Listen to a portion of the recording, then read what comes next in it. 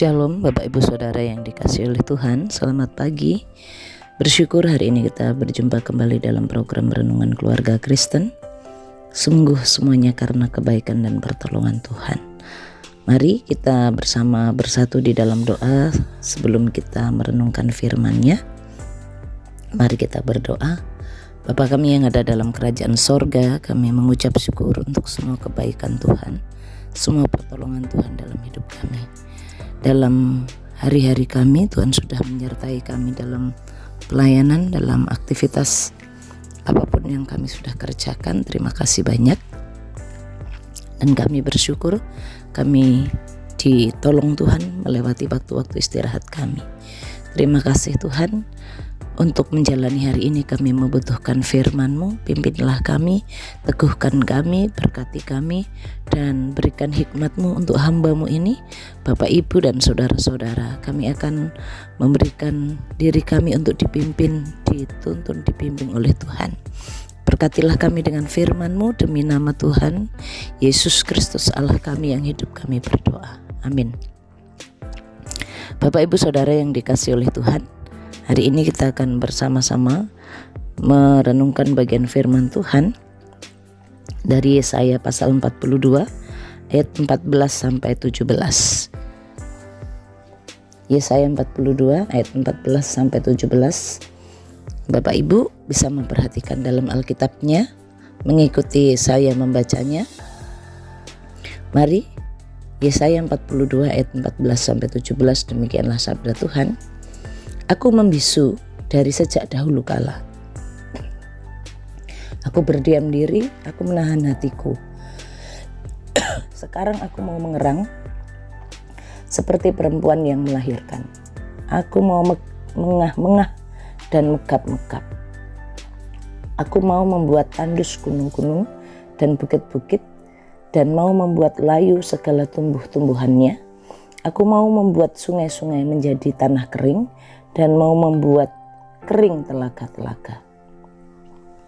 Aku mau memimpin orang-orang buta di jalan yang tidak mereka kenal. Aku mau membawa mereka berjalan di jalan-jalan yang tidak mereka kenal.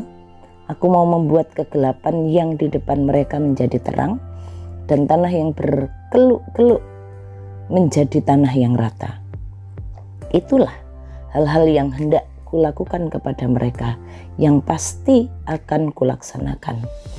Orang-orang yang percaya kepada patung pahatan akan berpaling ke belakang dan mendapat malu, yaitu orang-orang yang berkata kepada patung tuangan, "Kamulah Allah kami." Bapak, Ibu, Saudara yang dikasihi oleh Tuhan, perikop bagian yang kita telah baca bersama akan menolong kita untuk hidup melihat bahwa Allah itu tidak pernah diam. Allah itu tidak pernah diam. Bapak, Ibu, Saudara yang dikasihi oleh Tuhan, Allah itu tidak pernah diam, mengingatkan dan menolong kita. Umat Israel, umat Yehuda, umat yang dipilih dan dikasihi Tuhan, di dalam penderitaan, di dalam penghukuman dan kesulitan, di dalam dosa-dosa mereka yang begitu kejam, yang begitu menyakitkan hati Tuhan, mengingatkan bagaimana bahwa Allah itu tidak pernah diam.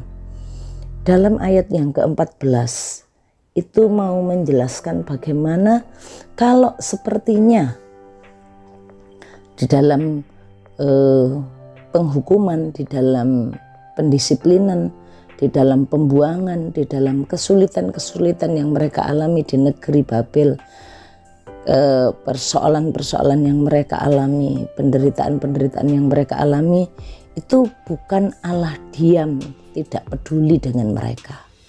Semua dilakukan oleh Tuhan dengan penuh kasih, dan sepertinya Tuhan tidak berbuat menolong, Tuhan tidak berbuat membela mereka. Waktu bait Allah dibakar, ya, dalam proses penghancuran Yehuda itu, kenapa sepertinya semuanya Tuhan biarkan? Tuhan beritahukan bahwa aku membisu sejak dahulu kala, aku berdiam diri menahan hatiku. Kalimat ini menjelaskan bahwa Tuhan tidak berbicara, Tuhan itu seperti tidak berbuat, menahan dirinya. Itu dikatakan aku menahan hatiku. Tuhan menahan diri dari harusnya bicara. Tuhan menahan diri yang harusnya berbuat. Tapi itu ada waktunya. Itu ada waktunya. Jadi sebenarnya ada kesempatan, ada masa yang Tuhan berikan buat umatnya. Yang berdosa diberi kesempatan untuk bertobat. Yang sedang di dalam penderitaan diberi kesempatan untuk menunggu-nunggu dan menanti-nantikan Tuhan. Yang tertindas diberi pengharapan bahwa kalau sekarang Tuhan tidak berbuat apa-apa, itu Tuhan sedang memberikan kesempatan. Sedang memberikan kesempatan untuk kita mengalami pertobatan, untuk kita mengalami lawatan Tuhan, pertolongan Tuhan. Semuanya akan ada waktunya. Aku menahan diriku, tetapi sekarang aku akan mengeluarkan kekuatanku sepenuhnya. Sekarang aku mau mengerang. Aku sudah terlalu lama berdiam diri. Aku telah terlalu lama menahan hatiku. Dan sekarang aku mau mengerang. Kalau tadinya membisu, sekarang akan mengerang. Seperti perempuan bersalin. Waduh, itu sangat sakit Bapak Ibu Saudara. Dan kita tidak mungkin diam-diam mengerangnya. Tidak mungkin. Demikianlah Tuhan. Kalimat yang diungkapkan Tuhan, sekarang aku mau mengerang seperti perempuan bersalin itu. Perempuan melahirkan. Itu ungkapan bagaimana Tuhan akan dengan intens dan dengan sepenuh tenaga, dengan segenap sesuatunya untuk akhirnya menyatakan bagaimana Tuhan akan bertindak. Aku, gitu ya tuh. Jadi semuanya ada waktunya. Perhatikan dan ingatlah, Allah tidak pernah diam. Kalau sampai saat ini kita menghadapi penindasan, kesulitan, tantangan, tekanan, ingat kita sedang diberi kesempatan untuk terus tetap setia mengikut Allah. Kalau kita melihat ada orang berdosa hidup jahat, sakar PDW melukai, kok rasanya kayak dibiarkan, kayaknya Tuhan membisu, kayak Tuhan berdiam. Tenang Bapak Ibu Saudara, Tuhan sedang menahan diri untuk berdiam dan memberi kesempatan untuk mereka bertobat. Dan akan ada waktunya Tuhan akan bertindak, ya. Tuhan tidak pernah berdiam. Kalau sepertinya belum ada jawaban, belum ada tindakan, itu tunggu waktunya saja.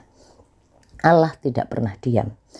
Allah tidak pernah diam juga dinyatakan dalam ayat yang ke-15 dan ayat yang ke-16. Tindakan Tuhan, Allah yang tidak pernah diam, itu adalah yang pertama, Allah akan menghukum orang yang berdosa. Yang kedua, Allah akan menuntun orang yang percaya. Orang yang berdosa yang sudah diberi kesempatan, Tuhan sudah menahan diri dari murkanya untuk menghukum mereka, tapi mereka tidak berubah. Tuhan akan membuat mereka tandus. Gunung-gunungnya, bukit-bukitnya tandus. Tumbuh-tumbuhannya akan menjadi layu. Sungai-sungainya menjadi tanah kering. Telaga-telaganya menjadi kering. Tuhan berbuat dengan intens, dengan sepenuhnya. Bisa dibayangkan kalau murka, kemarahan Tuhan dinyatakan dengan sepenuh tenaga seperti perempuan bersalin. Bapak Ibu Saudara, ini adalah peringatan yang sungguh tegas. Peringatan sungguh tegas. Memberi pengharapan kepada orang percaya, memberi kesempatan kepada orang yang tidak menyembah Tuhan dengan sungguh, hidup dalam kehendak hatinya sendiri. Tuhan akan bertindak. Gunung-gunung, bukit-bukit dibuat tandus, tanaman dibuat layu, sungai-sungai, telaga-telaga dibuat kering. Udah habis. Apa yang bisa diandalkan? Kalau sudah kering semua, apa yang terjadi? Tidak ada pertumbuhan, tidak ada kehidupan di sana. Orang yang berdosa akan menikmati waktunya penghukuman itu dinyatakan, dan itu dinyatakan dengan kekuatan sepenuhnya, dengan intens. Yang kedua, Allah tidak diam, juga akan menyatakan bagi orang yang percaya itu dituntun, dipimpin oleh Tuhan. Di sini digambarkan umat Allah itu seperti tunanetra. Seperti tunanetra, kami selalu bersama-sama dengan tunanetra. Saya sangat diberkati dan dikuatkan dengan bagian ini.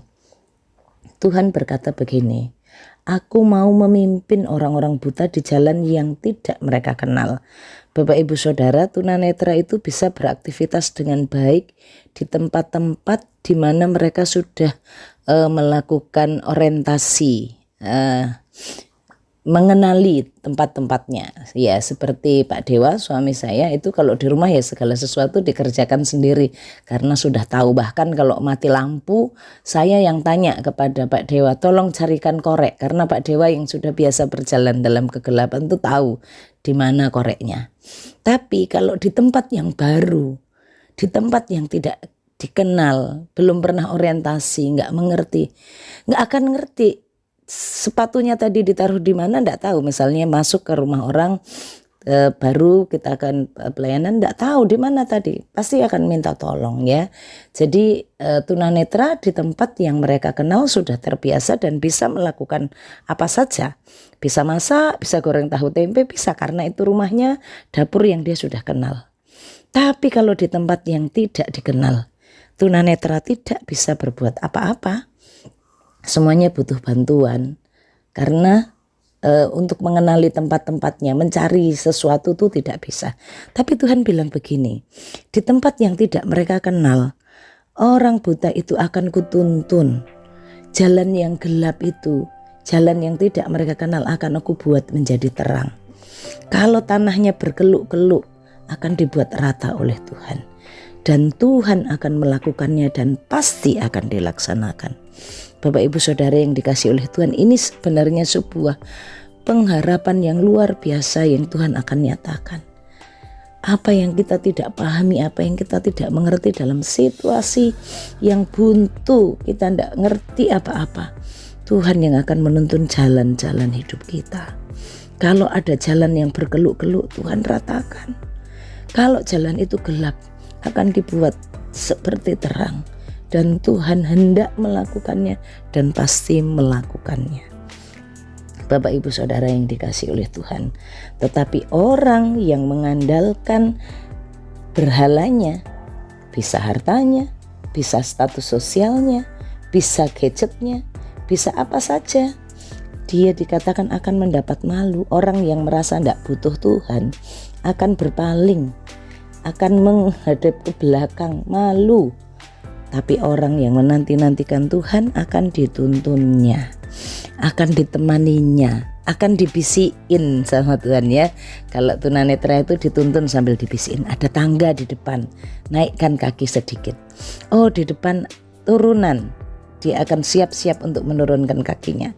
Hati-hati, di depan ada pilar, akan menyorongkan kedua telapak tangannya supaya tidak sampai terbentur. Tuhan akan dengan jelas menyampaikan tuntunan-tuntunannya buat kita. Bapak Ibu Saudara yang dikasihi oleh Tuhan, Allah tidak pernah diam. Allah akan menuntun, Allah akan memberitahukan kepada kita. Bapak Ibu Saudara, selamat menikmati karya-karya Tuhan dalam hidup kita. Dalam keheningan dia tetap berkarya. Dalam keheningan itu ada batasnya dan Tuhan akan bertindak, melakukan dengan tepat kepada orang-orang yang mengandalkan berhala-berhalanya ataupun kepada orang-orang yang percaya kepadanya. Mari kita berdoa. Bapa kami yang di sorga, terima kasih untuk pertolongan-Mu, terima kasih untuk firman-Mu. Kami sangat bersuka cita kami punya Tuhan yang akan terus bertindak bagi kami. Terima kasih, berkati segala sesuatu yang kami kerjakan sepanjang hari ini. Engkau meratakan jalan yang berkeluk-keluk, Engkau membuat jalan yang gelap menjadi terang bagi kami. Terpujilah nama-Mu. Bapak Ibu Saudara, arahkan hatimu kepada Tuhan, terimalah berkat Tuhan. Tuhan memberkati engkau dan melindungi engkau. Tuhan menyinari engkau dengan wajahnya dan beri engkau kasih karunia. Tuhan menghadapkan wajahnya kepadamu dan beri engkau damai sejahtera dari sekarang sampai selama-lamanya. Amin. Tuhan Yesus memberkati. Shalom.